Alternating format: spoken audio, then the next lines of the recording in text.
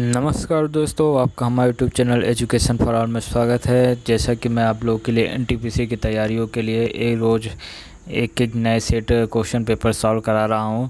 तो अभी तक मैं आरआरबी जेई के क्वेश्चन पेपर सॉल्व करा रहा था, लेकिन वीडियो के व्यू देख के ऐसा लग रहा है कि आप लोग को आरआरबी जेई के क्वेश्चन पेपर्स में ज़्यादा इंटरेस्ट नहीं है। तो मैंने सोचा कि क्यों ना, जब एनटीपीसी की तैयारी करा रहा हूँ तो पिछले ही साल के एनटीपीसी के जो प्रीवियस ईयर में 2016 में एनटीपीसी के एग्ज़ाम हुए थे, उन्हीं के क्वेश्चन पेपर सॉल्व कराऊँ तो शायद इसमें आप लोग को इंटरेस्ट हो। तो वीडियो आइए शुरू करते हैं।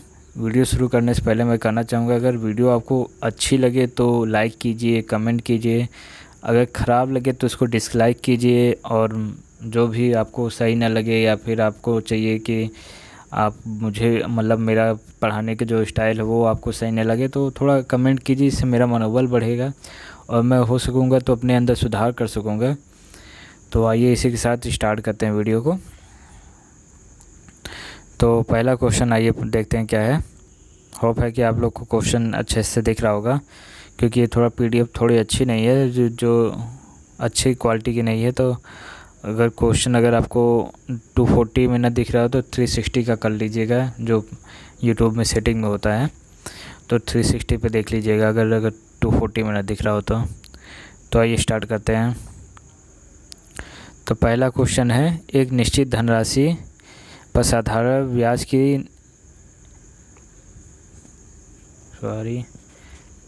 मेरा पेन जो है काम नहीं कर रहा है। एक मिनट देख लेते हैं क्या दिक्कत हो गई मेरे पेन के साथ।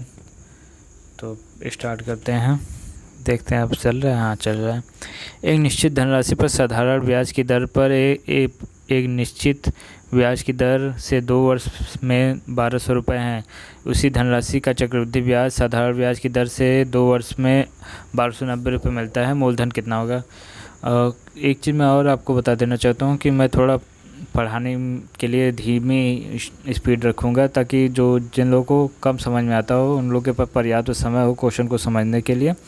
अगर आपको मेरी स्पीड धीमी लगती है तो यूट्यूब के सेटिंग में, वीडियो की सेटिंग में एक ऑप्शन होता है जिससे आपकी वीडियो की जो वीडियो स्पीड होती है वो आप बढ़ा सकते हैं। तो आप वहाँ से आप वीडियो की स्पीड अपने हिसाब से बढ़ा सकते हैं, तो आपको ये वीडियो काफ़ी ठीक लगने लगेगी। नहीं तो अभी अगर आप ज़्यादा अच्छे समझदार हैं तो हो सकता है कि आपको मेरी स्पीड धीमी लग सकती है। तो इस क्वेश्चन में क्या कह रहा है कि 2 साल में किसी ने साधारण ब्याज पे 2 साल में 1200 रुपये का साधारण ब्याज मिल लिया था। फिर कह रहा है कि उसी धनराशि पर चक्रवृद्धि साधारण ब्याज की दर पे 1290 रुपये ब्याज मिलता है। तो साधारण ब्याज में आपको मालूम है कि हर साल जो है बराबर ब्याज लगता है। तो 1200 का कितना हो जाएगा? 600 रुपये। 600 रुपये 2 साल के लिए हो जाएंगे, ठीक। और क्या है, चक्रवृद्धि ब्याज में भी तो हर साल बढ़ जाता है, उस ब्याज के ऊपर भी ब्याज लग जाता है। तो मतलब कि दूसरे साल जो है 90 रुपये इस पर ब्याज लग गए। तो ऐसा 600 रुपये पे कितना ब्याज लगा कि 90 रुपये हो गए? तो यही 600 इंटू एक्स अपन 100 इक्वल टू 90 कर देंगे। ये कट जाएगा, ये 600 से 100, तो x इक्वल टू हो जाएगा 6 से डिवाइड कर देंगे 90 में 15 आ जाएगा। तो ये जो 15 आई है यही हमारा जो है साधारण ब्याज की दर है। तो पूछा क्या है हमसे? मूलधन पूछा है। तो एकदम सिंपल सी बात है, साधारण ब्याज का जो फार्मूला होता है वो निकाल देंगे। मूलधन बराबर ब्याज बराबर क्या होता है? 1200 हमारा ब्याज है, मूलधन x मांग लेते हैं, ब्याज दर हमारा जो है 15% है, समय कितना है? 2 साल के लिए। तो ये कट जाए, ये कटेगा नहीं, ये इधर आ जाएगा। 1200 into 100 divided by 15 into 2 equal to जो आएगा हमारा आंसर आएगा। तो आइए काट लेते हैं इसको। 2 से गया 100, 50 हो गया, और 5 तिहाई 15 हो गया, 5 दूनी 10, 5 चौक 20, 0, 3 8 24 और 8 5 40। तो हमारा आंसर होगा 4000 रुपये। इसी तरीके से क्वेश्चन सॉल्व होगा। तो हमारा आंसर हो जाएगा 4000 रुपये। 4000 रुपये सही हो जाएगा। आइए नेक्स्ट क्वेश्चन देखते हैं क्या कह रहा है। एशिया का सबसे पुराना तेल उत्पादक क्षेत्र कहाँ पर स्थित है। ये 1 मिनट में आपको ये बता दूं कि ये क्वेश्चन, ये जो पेपर है इसकी डेट मैं आपको दिखा दूं कब की है। ये है 2/4/2016 की, मतलब 2 अप्रैल 2016 का ये सेकेंड शिफ्ट का ये पेपर है। तो आप लोग ध्यान देना, नहीं तो आप लोग सोचिए किस शिफ्ट का ये क्वेश्चन पेपर है। मैं उसको क्वेश्चन के ये वीडियो के थंबनेल में भी इसको लिख दूंगा कि किस सेट का पेपर है। तो दूसरा क्वेश्चन, एशिया का सबसे पुराना तेल उत्पादक क्षेत्र कहाँ पर स्थित है। तो इसका आंसर बी होगा, असम में। तीसरा क्वेश्चन है, होमो सेपियंस के रूप में वर्गीकृत किए जाने वाले प्रारंभिक होमोनाइड्स थे। तो इसका आंसर बी होगा, को मैग्नस। नेक्स्ट क्वेश्चन है, यदि a बराबर 1 होता है और OAR इक्वल टू 34 होता है तो ROAR की वैल्यू पूछा है। अगर आप ध्यान से देखेंगे तो a की वैल्यू 1 दी है, तो मतलब अल्फ़ाबेट के जो नंबर वाइज जो होता है उसी के हिसाब से दिया गया। तो a की वैल्यू 1 दी गई है। और हम यहाँ पे देख लेते हैं, O की वैल्यू 15 होती है, a की वैल्यू 1 होती है, R की वैल्यू 15-17 होती है, और ST 18 होते हैं, 18 होती है। ठीक, 15 1 16, 16 10 36, 36 और 8 सॉरी 15 10 1 16, 16 10 26, 26 और 8 34 हो जाएंगे। तो मतलब कि हम यहाँ से हमको ये मालूम चल गया कि इसी के हिसाब से ही बढ़ रहा है। तो R का वैल्यू होगी 18, O की वैल्यू 15 होगी, A की वैल्यू 1 होगी, फिर R की वैल्यू 18 होगी। 18 36, 36 10 46, 5 51, 51 1 52। हमारा आंसर क्या हो जाएगा, 52। नेक्स्ट क्वेश्चन आ देते हैं। यदि 3 संख्याएं 2:3:5 के अनुपात में हो, उनके योग का 2 गुना 100 हो, तो तीनों में से सबसे बड़ी संख्या का वर्ग क्या होगा। तो इस क्वेश्चन में देखिए क्या कर रहा है, 3 संख्याओं का अनुपात दे रखा है, उनके योग का 2 गुना 100 होता है। तो आइए इसको नॉर्मल विधि से करते हैं। तो इनका अनुपात का योग कर लेते हैं। 5 3 8 2 10, 10x बराबर होगा 100, उनके योग का 2 गुना, मतलब अब 10x तो उनका योग है, तो उनका योग का 2 गुना कितना हो, 10x का 2 गुना कितना हो, 20x बराबर किसके होगा, 100 के हैं। तो x की वैल्यू क्या निकल जाएगी, 5। तो अब पूछ क्या रहा है, इसमें से तीनों में से सबसे बड़ी संख्या का वर्ग पूछ रहा है। तो सबसे बड़ी संख्या क्या होगा, जो 5 है उसी का 2 होगा, तो 5x होगा। तो 5x equal to 5, 5 × 5 equal to 25। तो हमारी सबसे बड़ी संख्या 25 है। पूछ क्या रहा है, हमको सबसे बड़ी संख्या का वर्ग पूछ रहा है। तो 25 का स्क्वायर कर देंगे, आ जाएगा हमारा 625। तो 625 कौन सा आंसर है, बी। तो हमारा ये पहला आंसर सही हो जाएगा। 1 मिनट, आपको मैं पिछली बार जो आंसर बोल रहा था बी, तो इसका मतलब आप ये मत सोच लीजिएगा कि मैं ये नंबर बी का मतलब ये मत सोचिएगा। बी का मतलब कि ए जो बोल रहा हूँ, तो मतलब ये तीसरा, ये जो ए है, मैं इस सीरीज़ के हिसाब से बोल रहा था। तो आप लोग ध्यान दीजिएगा, कन्फ्यूज मत होइएगा। नीचे दिए गए आरेख का अध्ययन करें और उस पर आधारित सवालों के जवाब दें। तो इसमें क्वेश्चन क्या कर रहा है, थोड़ा इसको छोटा कर लेते हैं। हाँ, अब थोड़ा ठीक है। क्या कह रहा है कि उन व्यक्तियों का ये जो त्रिभुज है, उन व्यक्तियों का प्रतिनिधित्व करता है जिनको पढ़ना पसंद है। तो ये पढ़ने वाले लोग हो गए। इसका ये वृत्त उन व्यक्तियों का नेतृत्व करता है जिनको साइकिलिंग पसंद है, और ये आयत जो उन लोगों को पसंद का प्रतिनिधित्व करता है जिनको ट्रैकिंग पसंद है। आइए देखिए क्वेश्चन क्या कर रहा है। कितने व्यक्तियों को पढ़ना पसंद है। पढ़ना के लिए कौन सा है, पढ़ने के लिए ट्रायंगल है। तो ये है, आपको हम ये जो ट्रायंगल है इसमें जितने भी नंबर हैं वो सारे लोग जो हैं पढ़ना उन लोग को पसंद है। तो 43 31 12 44, 28, 28 के बाद एक 12 और है, कितने हो गए? 1, 1, 2, 3, 4, 5, 6 हो गए और इधर भी 6 हो गए। ठीक, तो इन लोगों को जोड़ देते। 3 1 4, 4 2 6, 6 4 10, 10 8 18, 18 2 20। ये इधर 20 हो गया। पेन चल नहीं पा रहा है मेरा सही से। 20 हो गया। और इसके बाद 4 3 7, 7 1 8, 8 4 12, 12 2 14, 14 1 15, 15 2 17। तो हमारे टोटल कितने आ गए? 170। तो हमारा आंसर क्या हो गया? 170 आंसर हो गया। तो हमारा आंसर यहाँ पे ए दिया हुआ है 170। तो हमारा जो यहाँ पे आंसर में क्या दिया हुआ? चौथे पे हमारा ए दिया हुआ है, तो हमारा ये सही हो गया। हमारा ए आंसर सही है, लेकिन वो आंसर में किस नंबर पे आता है? चौथे पे, तो हमारा चौथा सही हुआ। ठीक है, दिए गए आरेख का अध्ययन करें। अच्छा, वही क्वेश्चन आगे भी है। तो इसमें फिर क्या पूछ रहा है? आगे क्या कह रहा है? कितने व्यक्तियों को पढ़ाना और साइकिलिंग पसंद है? ट्रैकिंग नहीं है, पढ़ाना पसंद है और साइकिलिंग पसंद है। तो आइए देखते हैं।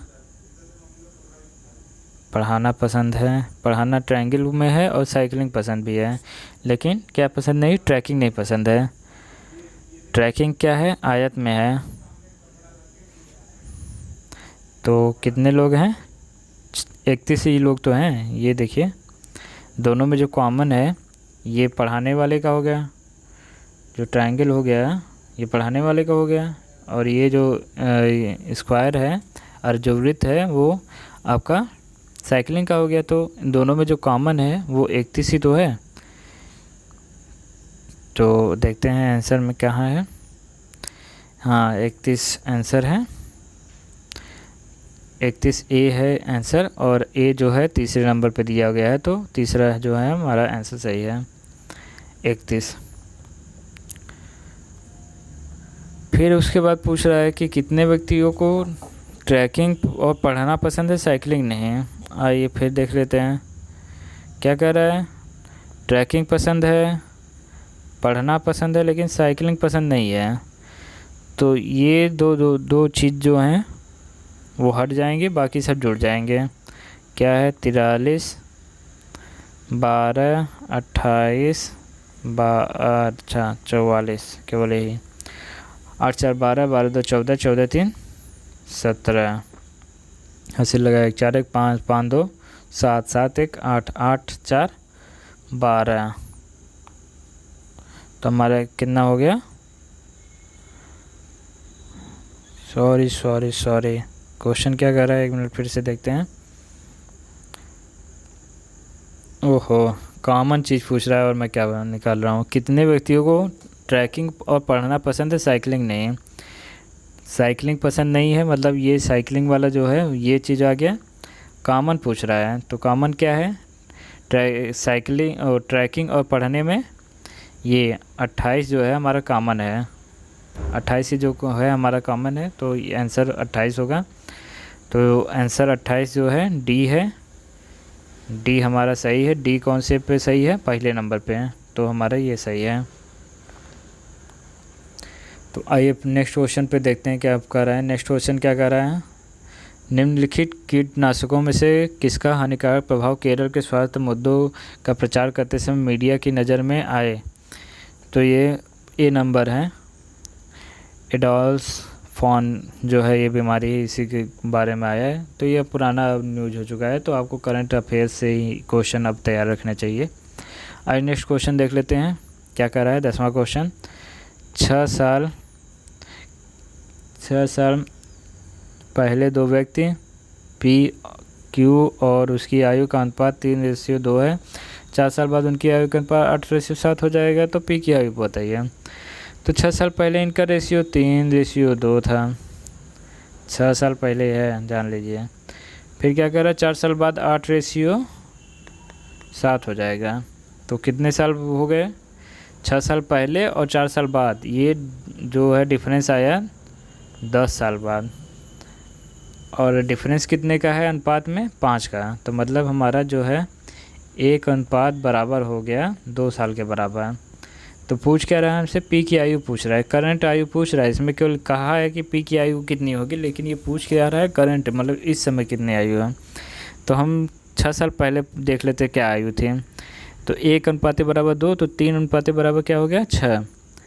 तो 6 साल पहले जो पी की आयु थी 6 साल, तो अब 6 साल उसमें जोड़ देंगे तो कितना हो जाएगा 12। तो हमारी कितनी आयु हो जाएगी पी की, 12। तो आंसर बी सही हो जाएगा। बी कौन से नंबर पे, तीसरे नंबर पे, तो ये तीसरा सही हो जाएगा। अब नेक्स्ट क्वेश्चन देख लेते हैं। 2 अंकों वाली संख्याओं का योग 9 है। जब अंकों के स्थान आपस में बदल दिए जाते हैं तो संख्या 45 से कम हो जाती है। तो बदली हुई संख्या ज्ञात कीजिए। तो ये देखिए, इसको सॉल्व करने के तो एक आप लंबे तरीके से सॉल्व कीजिए। दूसरा मेथड क्या हो सकता है कि आप जो ऑप्शन दिए गए हैं उन्हीं ऑप्शनों में से ही अपने आंसर को चेक कर लीजिए। तो जल्दी जल्दी आइए हम लोग चेक करते हैं। 45 का अंकों के दोनों अंकों का योग है 9। तो 9 तो पहला जो ये हमारा कंडीशन है वो पास किया। फिर उसके बाद क्या करें, आपस में बदलने पे वो संख्या 45 कम हो जाते हैं। तो 45 को हमने बदल दिया, क्या हो गया 54। तो कितना 45 कम हुई नहीं, तो ये आंसर, ये ऑप्शन गलत हुआ है। आइए 72 को देख लेते हैं। 72 को दोनों योग कर दिए, 7 और 2 9 हो जाएंगे। लेकिन 72 को आपस में चेंज करेंगे तो 27 हो जाएगा। 27 को डिफरेंस कर देते हैं, कितना आएगा, तो आ जाएगा ये 5 आ जाएगा, और ये 6 में से 2 गया 4 आ जाएगा। तो ये 45 आ जाएगा। अगर अब फिर, तो ये तो ऑप्शन थोड़ा मैच कर रहे हैं। फिर 63 देख लेंगे तो मतलब पहला तो मिल गया। तो फिर अगर हम थोड़ा ध्यान से देखेंगे तो एक ऑप्शन 27 भी दे रखा है।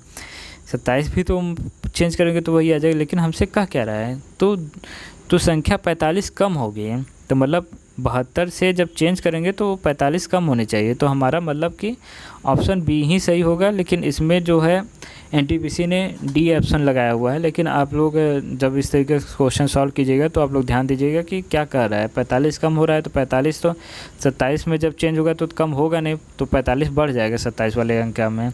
लेकिन 72 से जब 27 होगा तब इसमें 45 कम होगा।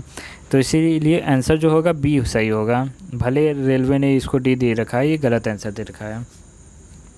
आइए नेक्स्ट क्वेश्चन देखते हैं। नेक्स्ट क्वेश्चन क्या कह रहा है, कथन और निष्कर्ष वाला क्वेश्चन है। कथन क्या कह रहा है, सफलता बड़ी मेहनत से बिना हासिल नहीं किए जा सकते। सफलता कड़ी मेहनत के बिना हासिल नहीं की जा सकती है। निष्कर्ष क्या निकल रहा है, पहला निष्कर्ष ये निकल रहा है हर कड़ी मेहनत करने वाला व्यक्ति सफल रहा है। दूसरा निष्कर्ष क्या निकल रहा है, हर सफल व्यक्ति मेहनती है। तो आइए देखते क्या कह रहा है। सफलता कड़ी मेहनत के बिना हासिल नहीं की जा सकती है। तो कह क्या रहा है कि कड़ी मेहनत के बिना सफलता हासिल ही नहीं किया जा सकती। लेकिन निष्कर्ष क्या निकल रहा है, हर कड़ी मेहनत करने वाला व्यक्ति सफल है और हर सफल व्यक्ति मेहनती है। तो हर कड़ी मेहनत करने वाला व्यक्ति सफल हो ये ज़रूरी नहीं है। लेकिन सफल व्यक्ति जो है वो मेहनत किए बिना सफल नहीं हो सकता। ये जो है कथन से निष्कर्ष ज़रूर निकल रहा है। सफलता कड़ी मेहनत के बिना हासिल नहीं की जा सकती। इसीलिए कह रहा है कि मतलब कि जो सफल व्यक्ति है वो बिना कड़ी मेहनत किए सफल हो ही नहीं सकता। लेकिन पहला जो निष्कर्ष है उसमें यह कह रहा है कि हर कड़ी मेहनत करने वाला व्यक्ति सफल रहा है। तो ये ज़रूरी नहीं कि हर कड़ी मेहनत करने वाला व्यक्ति सफल ही हो, जो कि कथन में इस तरीके का मेंशन नहीं किया गया है। आपको इस तरीके का क्वेश्चन में क्या करना होता है, अपना दिमाग नहीं लगाना होता है। इसमें जो बात कही गई है बस उतना ही आपको सुनना है। उसके बाद आपको एक्स्ट्रा दिमाग नहीं लगा लेना है कि आप तो कहने लगे नहीं यार कड़ी मेहनत करने वाला व्यक्ति सफल ही होगा। आप अपने तरफ से मत दिमाग लगाइए। जो क्वेश्चन कहा गया है बस उतना ही तक रखिए। तो मतलब इसका आंसर क्या होगा, केवल निष्कर्ष 2 ही तर्क संगत है। तो आइए ऑप्शन देख लेते हैं। हाँ, ऑप्शन इसका सही दे रखा है, दूसरे का बी दे रखा है, तो मतलब सही है। नेक्स्ट क्वेश्चन क्या कर रहा है कि निम्नलिखित दी गई संख्याओं का निम्नलिखित में से कौन सा सही है, मतलब इस बढ़ते हुए क्रम में करना है। तो आइए हम इसको इस तरीके से सॉल्व कर लेते हैं। 3/8 कामा कर लेते हैं 19/73 कामा 29/47 हम लोग चेक करेंगे कि कौन संख्या बड़ी है कौन संख्या छोटी है। पहले ये तो मालूम करेंगे तभी तो उसके बाद हम उसको बता पाएंगे कि कौन सी संख्या बड़ी है। तो तुरंत इस भाग दे लेते हैं 3 में 8 का, तो 8 3 24.3, इसका 0.3 से होगा। 73 का में 90 का भाग दे लेते हैं तो कितना आएगा, 7 दूनी 14.2 आएगा। फिर 29 में 47 का भाग दे लेते हैं, कितना आएगा, 290 हो जाएगा।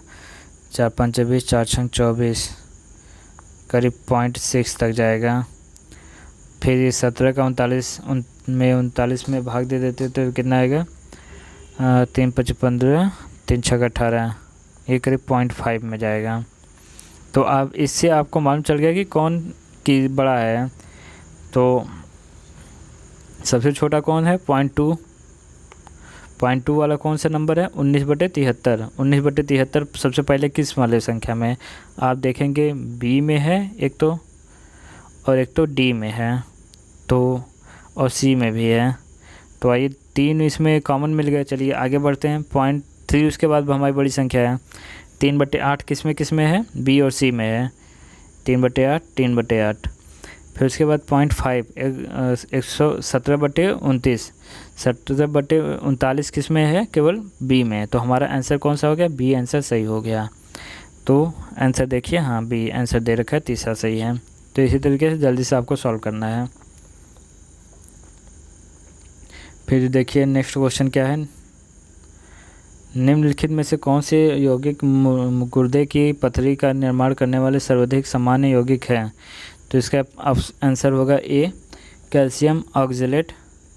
आइए नेक्स्ट क्वेश्चन देख लेते हैं क्या कह रहा है। एक मानव जीव में औसत कितनी स्वाद नलिकाएँ मौजूद होती हैं।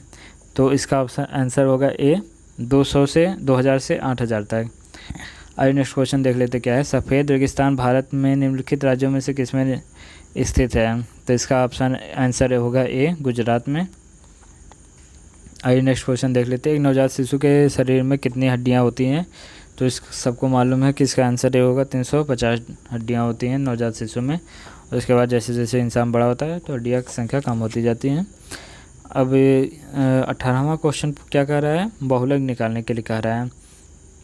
तो बहुलक निकालने के लिए आप लोग को मालूम होना चाहिए कि जब इस तरीके से सीरीज़ दी रहती है और इससे पूछता है कि बहुलक क्या होगा, तो इसमें बहुलक का ये नियम होता है कि जो संख्या सबसे ज़्यादा बार दी गई होती है वही बहुलक कहलाता है।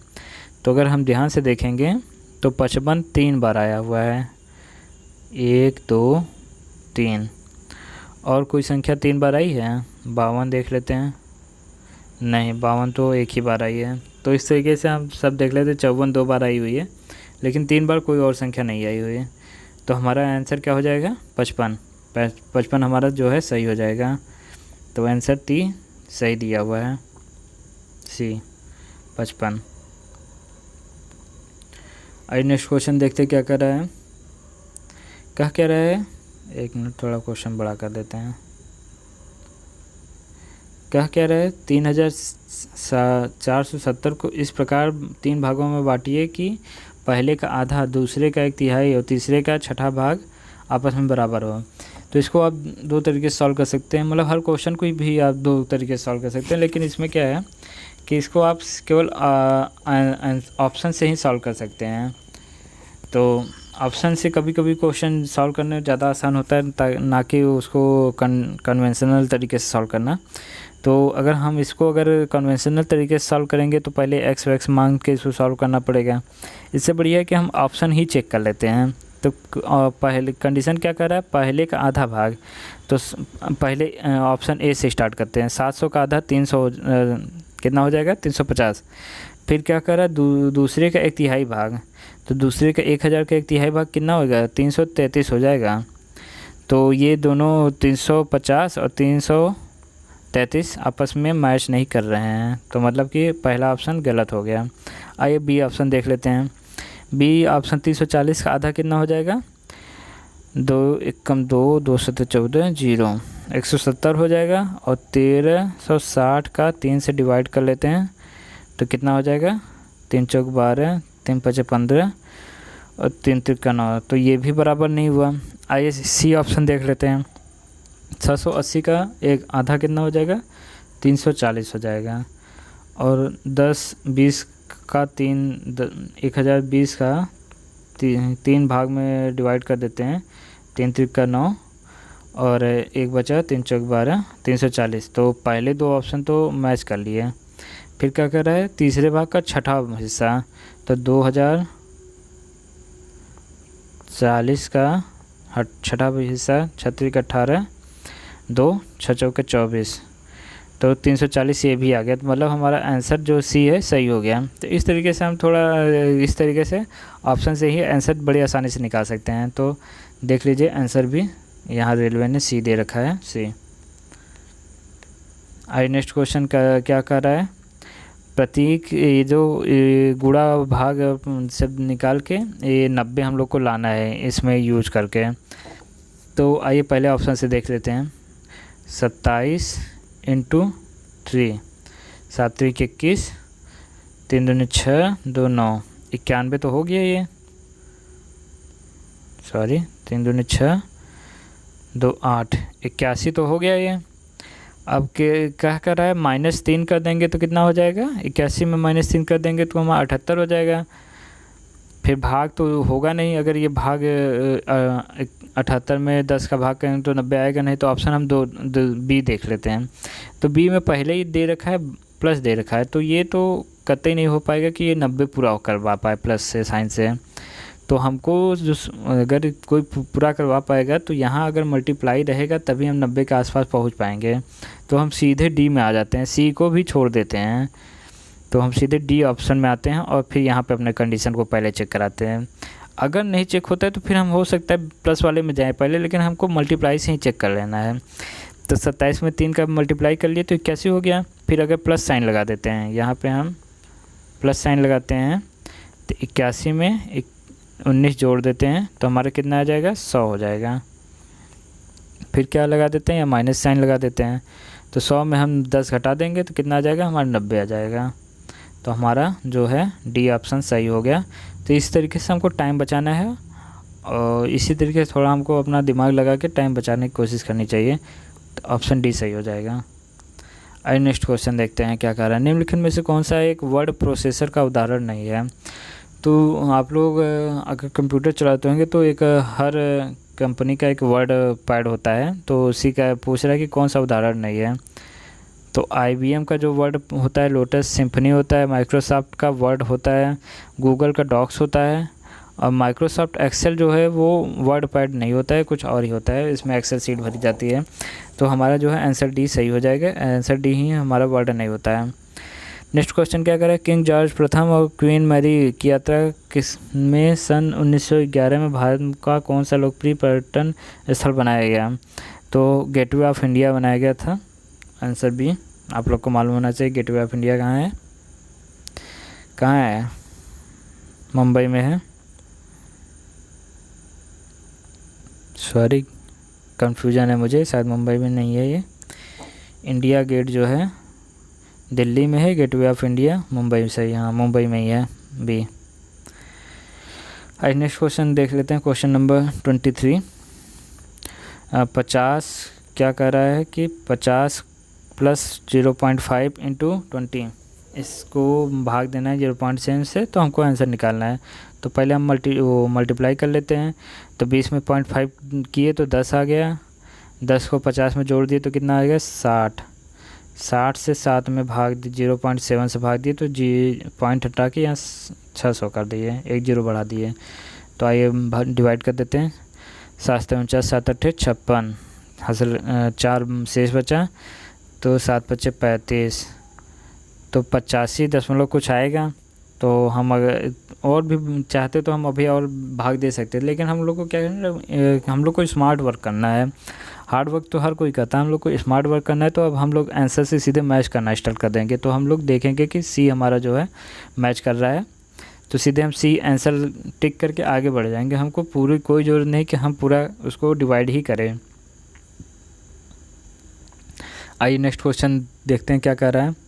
मेंटर को ये कोड करके ये लिखा गया है। तो पूछ रहा है प्रोसेसर को कोड में क्या लिखा जाएगा। अगर आप ध्यान से देखें तो इंग्लिश वर्ड में अगर मेंटर कितना होता है 13 होता है, और एम कितना होता है 13 होता है, और एन कितना होता है 14 होता है। तो ये -1 हो गया। लेकिन ई पे देखेंगे तो ई 5 होता है और वी कितना होता है 22 होता है। तो आप अगर ये ध्यान देंगे तो इस तरीके से देखेंगे कि मतलब 1 2 3 जो A B C D E F G H I J K L M, M ऊपर से लिखा होता है और उसके बाद एम से नीचे एन कर दीजिए, N O P Q R S T U V W X Y Z. इस तरीके से जब आप बना लेंगे तभी इस चीज़ को सॉल्व कर पाएंगे। ये एक दूसरे के अपोजिट ही दिया गया है, इसी से ये सॉल्व हो रहा है। तो जैसे कि अगर ए दिया होगा तो उसका अपोजिट जेड ही होगा। तो इसी तरीके से सॉल्व करना है इस क्वेश्चन को। तो इसी तरीके से अगर आपको याद होगा तो आप बड़े आसानी से इसको सॉल्व करेंगे, नहीं तो आपको क्या करना पड़ेगा, इस तरीके से आपको लिखना पड़ेगा हर एक चीज़, तब आप देखेंगे कि कौन किसके अपोजिट में है। तो इस तरीके से आप सॉल्व कर पाएंगे। तो प्रोफेसर का क्या हो जाएगा, बी हो जाएगा, क्योंकि पी कितना होता है 16 होता है। 16 का अपोजिट क्या होगा, के होगा 12वां के अपोजिट होगा। तो मतलब कि के तो 3 में दिया जाएगा, तो उसी के हिसाब से हम लोग आगे बढ़ेंगे। लेकिन जो हमारा आंसर होगा बी हो जाएगा, सही हो जाएगा। आप लोग इसको करके देख लीजिएगा, टाइम नहीं लगाते हैं इस क्वेश्चन को सॉल्व करने में। आइए क्वेश्चन नंबर 25 देख लेते हैं। अगर नहीं समझ में आए तो आप कमेंट कर दीजिएगा, मैं आपको कमेंट में इस क्वेश्चन को सॉल्व करा दूंगा 24वें क्वेश्चन को। 25वां क्वेश्चन आइए देखते हैं क्या कह रहा है। 25वां का क्या कह रहा है, यदि प्लस का अर्थ गुणा है, माइनस का अर्थ भाग है, गुणा का क्वेश्चन बहुत धुंधला है, हल्का थोड़ा धुंधला है पीडीएफ में, थोड़ा इसको बड़ा कर लेते हैं, अब ज़्यादा अच्छे से समझ में आएगा। क्या कह रहा है, प्लस का अर्थ गुणा है, माइनस का अर्थ भाग है, गुणा का अर्थ प्लस है, और गुणा का अर्थ भाग है, भाग का अर्थ माइनस है। तब हमको सॉल्व करना है कि क्या होगा। तो आइए देख लेते हैं। 36 - 4, तो 36 माइनस का क्या अर्थ क्या है, भाग है, 4 कर दिए। 4 + 7 कह रहा है, प्लस का अर्थ क्या होता है, गुणा, और गुणा का अर्थ क्या कह रहा है, भाग। गुणा का अर्थ प्लस है, गुणा का अर्थ प्लस है। तो आइए इसको करके सॉल्व करके देख लेते हैं। 36 में 4 गया 9, 9 चौक 36 × 7 + 8, 8 9 72 + 8 = 80।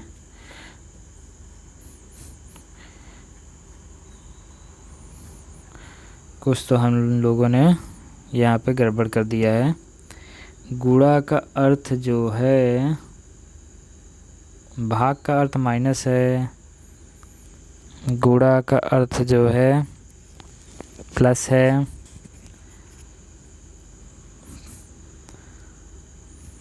माइनस का अर्थ भाग है, सही है, और प्लस का अर्थ गुणा है, ये भी सही है।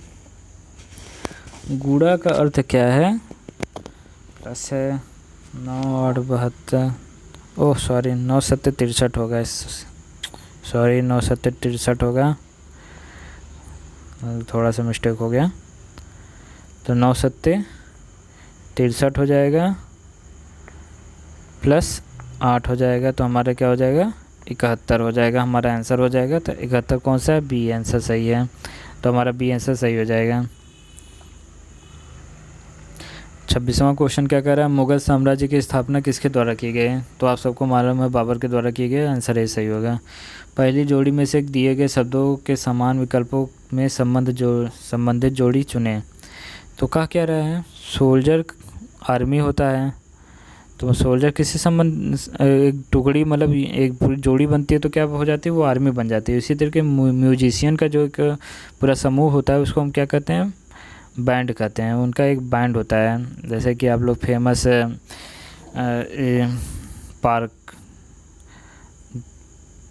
फेमस बैंड इंग्लिश में होते हैं, हिंदी के भी फेमस बैंड है, सनम करके एक बैंड है। इसी तरीके से होते हैं। क्वेश्चन नंबर 28 आइए देखते हैं क्या करा है।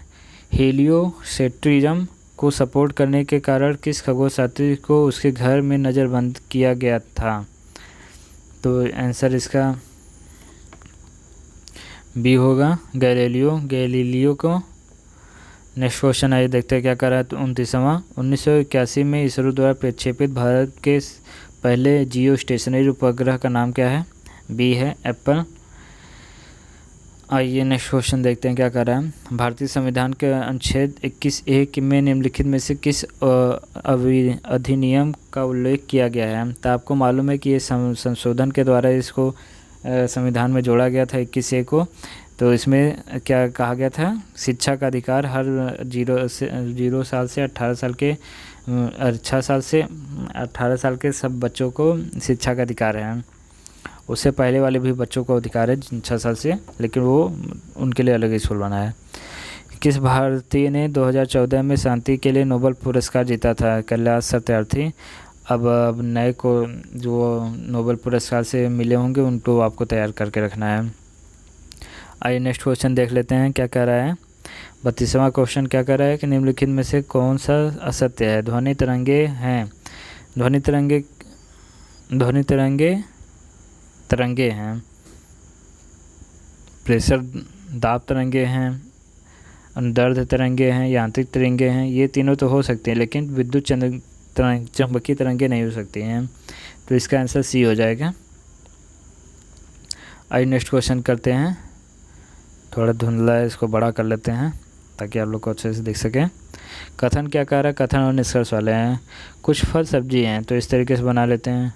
कुछ फल को एफ लिख देते हैं, फल को एफ लिख देते हैं। सब्जी हैं, सब्जी को एस से डिनोट कर देते हैं।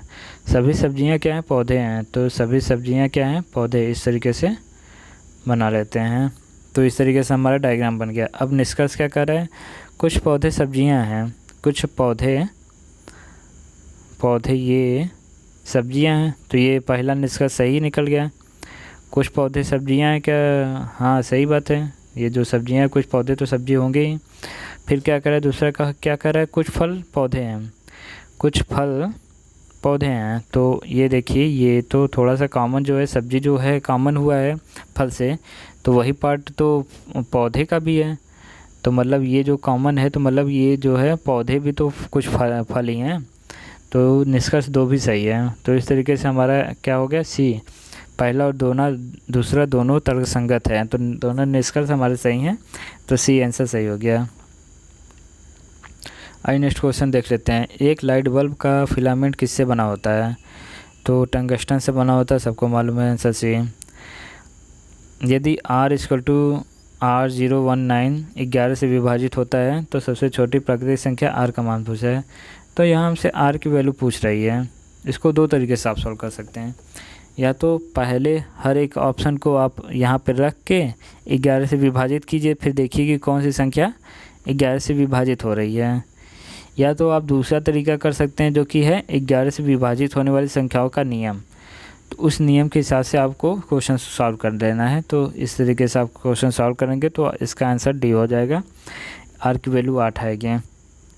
आइए नेक्स्ट क्वेश्चन देखते हैं। क्वेश्चन नंबर 36 नंबर क्वेश्चन में क्या कर रहा है? 15 मीटर और 20 मीटर के 2 खंभे ज़मीन पर सीधे खड़े हैं। उनके बीच की दूरी 12 मीटर है। उनके सबसे ऊपरी छोरे के बीच की दूरी छोरों के बीच की दूरी ज्ञात करना है। कहा क्या रहा है? इस तरीके से क्वेश्चन है। 2 खंभे हैं, एक 20 मीटर का, एक 15 मीटर का, ठीक। दोनों के बीच की दूरी कह रही है 12 मीटर है। अब ये कह रहा है कि ये डिस्टेंस बताइए, ये वाली डिस्टेंस बताइए। तो ये डिस्टेंस कैसे निकलेगा? पाइथागोरस प्रमेय के हिसाब से निकल जाएगा। ये हमारा 12 हो गया, ये 15 से 20 में गया, ये हमारा 5 हो गया। तो हमको ये कितना निकाला? कड़ निकालना है। तो स्क्वायर कर लेंगे और फिर जोड़ देंगे। 12 का स्क्वायर कितना हो गया? 144 प्लस 5 का स्क्वायर कितना हो? 25 हो गया। जोड़ देंगे कितना निकलेगा? 169 निकलेगा। 169 किसका स्क्वायर होता है? 13 का। तो इसका हमारा डिस्टेंस क्या आ गया? दोनों के बीच का 13। आंसर सी हमारा सही हो गया। आइए देखते हैं नेक्स्ट क्वेश्चन क्या कर रहा है। किस देश में 2018 में ग्रीष्मकालीन ओलंपिक के लिए बर्ड्स नेट्स स्टेडियम बनवाया गया था? ए चीन का नाम मत लीजिए। वह एकमात्र धातु कौन सी है जो कमरे के तापमान पर द्रव में बदल जाती है?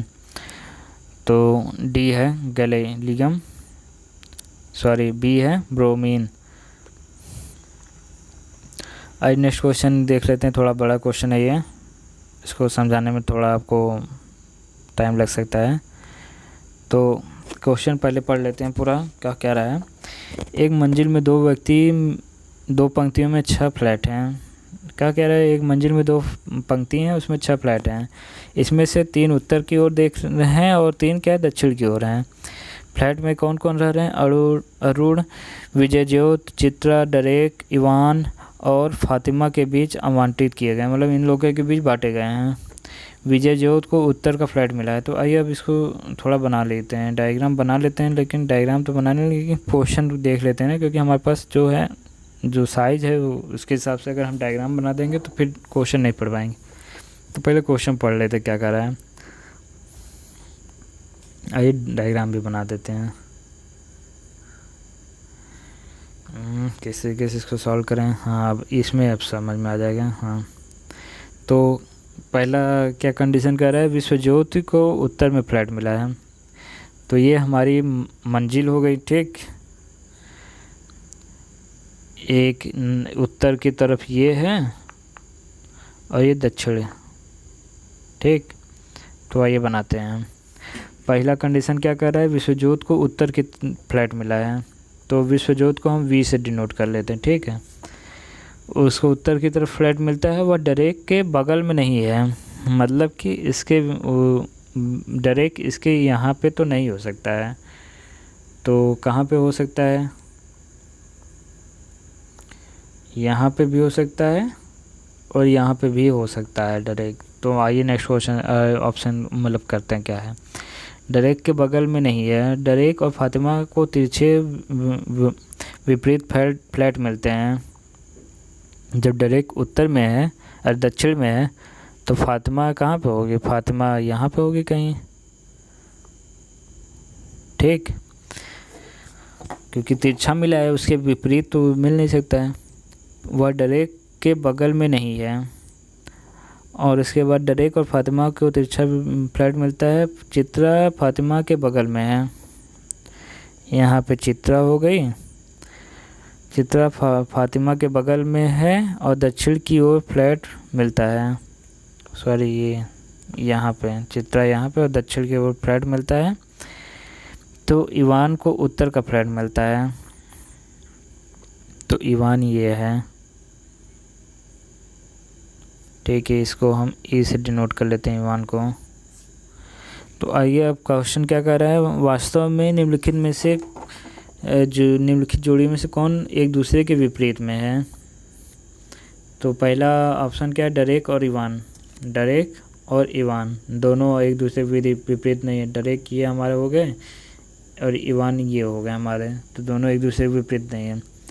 फातिमा और चित्रा, फातिमा हमारी ये हो गई और चित्रा हमारी ये हो गई। फिर उसके बाद ऑप्शन सी क्या है, इवान और चित्रा। इवान और चित्रा जो हैं ये दोनों एक दूसरे के विपरीत हैं। ये देख लीजिए, एक दूसरे के तिरछे में है, विपरीत में है। तो हमारा जो है ऑप्शन सी जो है सही हो जाएगा। तो इसी क्वेश्चन पे हम लोग को 40वां क्वेश्चन भी सॉल्व कर लेना है। निम्नलिखित में से किन लोगों को दक्षिण में फ्लैट मिलता है? तो आपको अभी जो मैंने डायग्राम बनाया हुआ था उसमें से आपको मालूम चल जाएगा, इवान और अरुण और फातिमा को जो है दक्षिण में फ्लैट मिला हुआ था। इवान, चित्रा और फातिमा को जो है ये अरुण और चित्रा और फातिमा को जो है दक्षिण में फ्लैट मिला था। 41वां भी क्वेश्चन उसी से रिलेटेड। तो आप देख लीजिए कि एक बार अगर आपने डायग्राम बना दिया तो 3 क्वेश्चन उस पर सॉल्व हो गए बड़े आसानी से। तो आइए 42वां क्वेश्चन देखते हैं क्या कर रहा है। निम्नलिखित जीवों में कौन सा जीव मुकुल द्वारा इसको बड़ा कर लेते हैं क्वेश्चन को, मुकुलन द्वारा प्रजनन नहीं करता है? तो डी है एनएलडीओ। तो आइए नेक्स्ट क्वेश्चन देख लेते हैं क्या कर रहा है। निम्नलिखित में से ऑर्थोडॉक्स क्रिश्चियनिटी के रूप में आधिकारिक धर्म के रूप में अपनाया। तो ए है व्लादिमीर द ग्रेट। 44वां क्वेश्चन क्या कर रहा है। एक त्रिभुज ABC है, उसका वर्ग यूनिट क्या है 63 दे रखा है। ठीक, 63 दे रखा है। दो समांतर रेखाएं बना लेते हैं एक त्रिभुज ABC दे रखा है। दो समांतर रेखा है DE और FG। DE और FG जो है इस प्रकार खींची गई हैं कि AB AC को 3 बराबर भागों में बांटती हैं। AB जो है और AC को 3 बराबर भागों में बांटती हैं। तो चतुर्भुज DEFG ये जो है चतुर्भुज का क्षेत्रफल पूछ रहा है। जब इन दोनों को बराबर, ये जो दो लाइनें हैं इनको जब बराबर भागों में बांटेंगे तो इनका क्षेत्रफल भी जो है बराबर भागों में बटेगा। तो 63 का हम 3 भाग में बांट लेते हैं। कितना आएगा 3 दूनी 6, 3 एकम 3। तो मतलब हर एक का क्षेत्रफल 21 है। तीनों का क्षेत्रफल जो है 21 है। तो हमारा आंसर कितना हो जाएगा सी जो है 21 वर्ग यूनिट होगा इसका आंसर। नेक्स्ट क्वेश्चन क्या कह रहा है। C12H22O11 के रूप में भी जाना जाता है। तो चीनी के इसका शर्करा और चीनी इसको कहते हैं। नेक्स्ट क्वेश्चन क्या है। 46वां क्वेश्चन। शतरंज में की कौन सी गोटी सीधे चलती है किंतु तिरछी मारती है। तो सबको मालूम है जो हमें प्यादा जो होता है चलता तो सीधे है लेकिन मारता तिरछे है। जब कंप्यूटर स्विच ऑन किया जाता है तो तथा ऑपरेटिंग सिस्टम हार्ड डिस्क से मेमोरी में लोड होता है तो इस प्रक्रिया को क्या कहते हैं। तो इसको बूटिंग कहते हैं। आप लोग अपने मोबाइल में भी देखते होंगे जब आपको ऑन किया जाता है तो उसको बूट कहा जाता है। तो पहली जोड़ी दिए गए शब्दों के समान संबंधित जोड़ी के दिए गए विकल्पों को चुनिए। तो इसमें क्या करा है डॉग, ये इंग्लिश का क्वेश्चन आप इसको कह सकते हैं। है तो ये रीजनिंग का क्वेश्चन लेकिन ये इसमें आपको इंग्लिश अगर थोड़ा जानकारी होगा तभी इसको सॉल्व करेंगे। डॉग कैनल, कैनल मतलब क्या होता है जहाँ पे कुत्तों का मतलब घर जो बनता है उसको कैनल कहते हैं। उसी तरीके से मधुमक्खियों का जो छत्ता होता है उसको क्या कहते हैं हम हाईवे इसको हम कहते हैं मधुमक्खियों के छत्ते को। 49वां क्वेश्चन देखते हैं क्या कह रहा है। $20 मिलियन खर्च करके, ये तो अभी पुराना क्वेश्चन हो गया, अब तो ये तो कोई फ़ायदा नहीं इसको सॉल्व करने से। 50वां क्वेश्चन क्या कर रहा है। एक मेज को 10% लाभ पर बेचा गया है। यदि इसका क्रय मूल्य 5% कम कर दिया जाए तो वह 7 रुपये अधिक पर बिकता है तथा लाभ 20% का होता है। तो मेज का क्रय मूल्य ज्ञात करना है। तो चलिए मान लेते हैं हमारा 10% है तो 10 हमारा कॉस्ट प्राइस है। 10% को अगर हम डिवाइड करते हैं तो 1/10 ही तो आएगा। तो अगर हमारे 10 सेलिंग पॉइंट है और एक क्या हमारा प्रॉफिट है तो हमारा 10 का कॉस्ट प्राइस है तो सेलिंग प्राइस क्या हो जाएगा हमारा 11 हो जाएगा। अब क्या कह रहा है कि ये 10%, ये जो 10 रुपये है उसमें 5% कम कर दिया जाए। 5% कम कर देंगे तो कितना आएगा 9.5 आएगा 5% कम करने पे। और लाभ हमारा कितना हो रहा है 20% का हो रहा है तो हम 120 कर देते हैं इसे। अब हम 120% निकाल लेंगे। 5 दूनी 10, 19 × 5 = 95, 2 × 12, 19 छक्का 114 पॉइंट में है तो मतलब 11.4। तो हमारा जो प्रॉफिट आया मतलब 11.4 आया।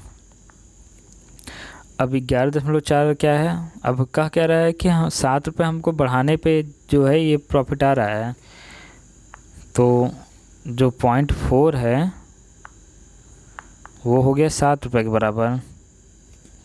ठीक, 7 रुपये के बराबर हो गया तो मतलब एक हमारा अनुपात जो है 0.4 7 रुपये के बराबर है। तो हमको क्या निकालना है क्रय मूल्य। क्रय मूल्य कितना है हमारा 10।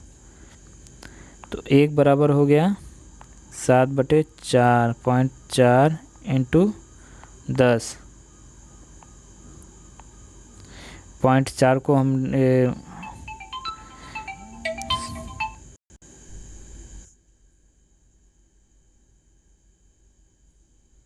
एक मिनट डिस्टर्ब कोई ना करें। 7 को 4 से डिवाइड कर देते हैं तो क्या आएगा। 7 में से 4 को डिवाइड करते हैं तो आइए करते हैं। 7 × 4 = 28, सात चौक 28, सात सत 4 एकम 4। फ़ोन आने के कारण थोड़ा कंफ्यूज हो गया हूँ मैं। 4 एकम मेरा जो कॉन्स्टेशन है वो थोड़ा भंग हो गया है, तो आइए फिर से देखते हैं। तो 4 एकम 4 बचा शेष कितना, इसको हम 70 कर चुके हैं 3, तो कितना बार जाएगा फिर 30 हो गया, तो हम कितना बार जाएगा 7 बार जाएगा, 7 चौक 28, मतलब 17 कुछ आ रहा है 17। फिर कितना पॉइंट में जाएगा, 2 बचा है, 5 चौक 20, 17.5 और 10 से डिवाइड कर देंगे तो कितना आ जाएगा 175। तो जो हमारा क्रय मूल्य हो जाएगा मैच का 175 रुपये हो जाएगा। तो हमारा आंसर कितना हो जाएगा, ए सही हो जाएगा। आंसर ए हमारा जो है सही हो जाएगा 175 रुपये। तो आज के लिए बस इतना ही दोस्तों। अगर आपको वीडियो अच्छी लगी है तो इसको लाइक कीजिए, शेयर कीजिए और हमारे यूट्यूब चैनल को सब्सक्राइब कीजिए प्लीज़। अगर लाइक अच्छा लगे तो प्लीज़ लाइक कीजिए और शेयर कर दीजिएगा। धन्यवाद दोस्तों, जय हिंद।